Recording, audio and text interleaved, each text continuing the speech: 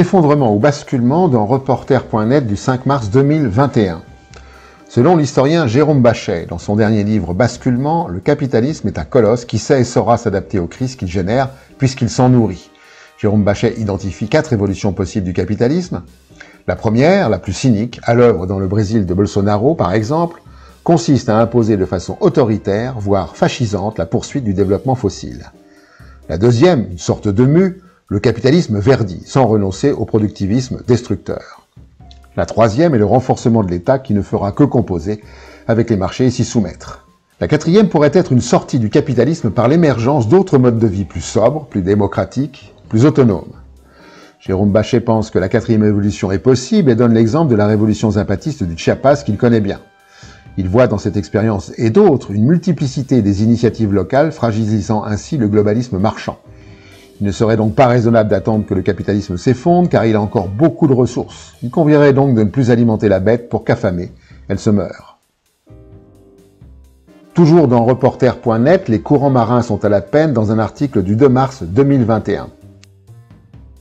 Une étude parue le 25 février 2021 dans Nature Geoscience indique que ces courants marins seraient en train de ralentir fortement. Ils ont atteint leur niveau le plus bas depuis au moins un millénaire. Or, ces courants régulent le système climatique. Jean-Baptiste Salé, chercheur au laboratoire L'Océan de l'Université Paris-Sorbonne, rappelle que l'océan transfère d'énormes quantités d'eau, de carbone et de chaleur de la surface vers les profondeurs grâce à la circulation thermohaline. Elle joue donc vraiment le rôle de thermostat au niveau du climat mondial. Le réchauffement global provoque une diminution de la densité des eaux de surface des océans, alors que la différence de densité entre les eaux de surface et les eaux profondes est le moteur de la circulation des courants marins. Cette diminution ralentit la circulation appelée thermohaline. En Atlantique, par exemple, ce ralentissement pourrait, selon Didier Swigedou, chercheur CNRS à l'Université de Bordeaux, entraîner une baisse importante des précipitations dans la région du Sahel, avec des répercussions humaines importantes dans cette région très peuplée.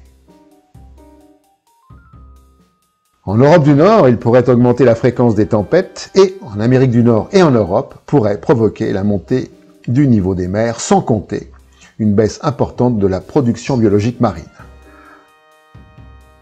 Le chercheur affirme que le ralentissement est désormais très probable, mais que personne ne connaît ni l'amplitude et ni l'échelle de temps du phénomène.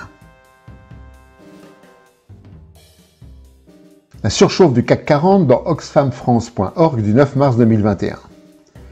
Quand les grandes entreprises françaises font 1 000 € de chiffre d'affaires, elles émettent 2 fois plus que ce qu'un Français devrait émettre par an pour respecter les accords de Paris.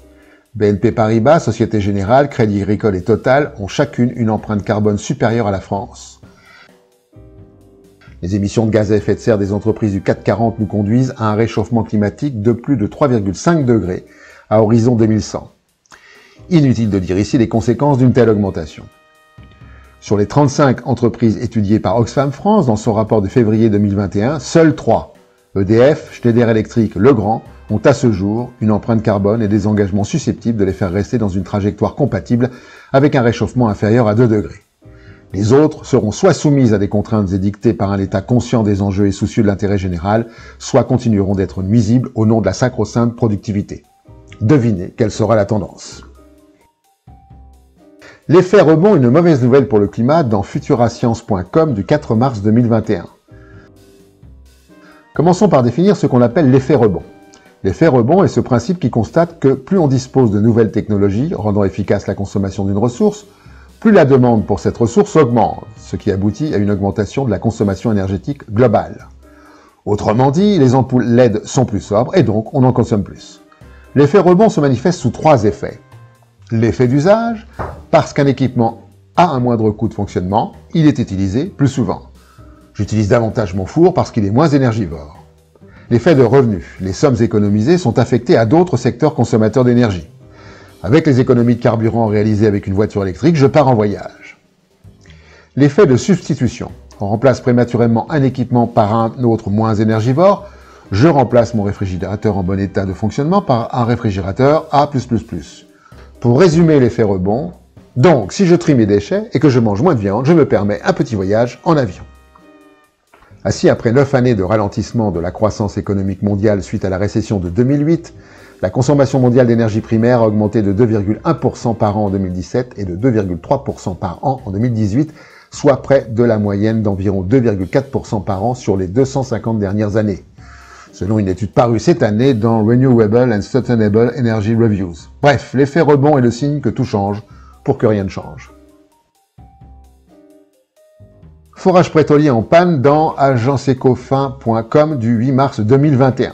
Selon l'agence Rystad Energy, le taux de réussite de forage pétrolier en onshore a été de 10,6% en 2020, taux en recul depuis 4 ans.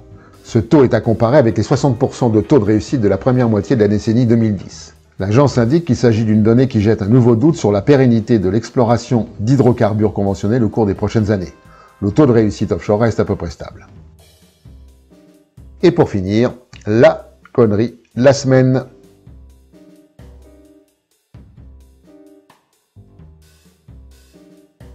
À la prochaine fois.